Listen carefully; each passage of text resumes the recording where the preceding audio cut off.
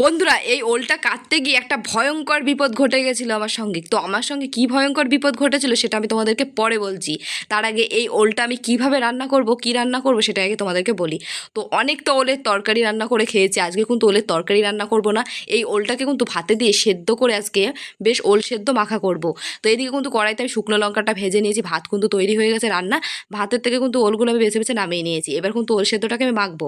তো এদিকে কিন্তু শুকনো লঙ্কা ভেজে নিয়েছিলাম, সেটা কিন্তু দিয়ে দিয়েছি, একটু উপরে তেল দিয়ে দিয়েছি, নুন দিয়ে দিয়েছি, দিয়ে সুন্দর করে মেখে নিয়েছি ওল সেদ্ধটাকে।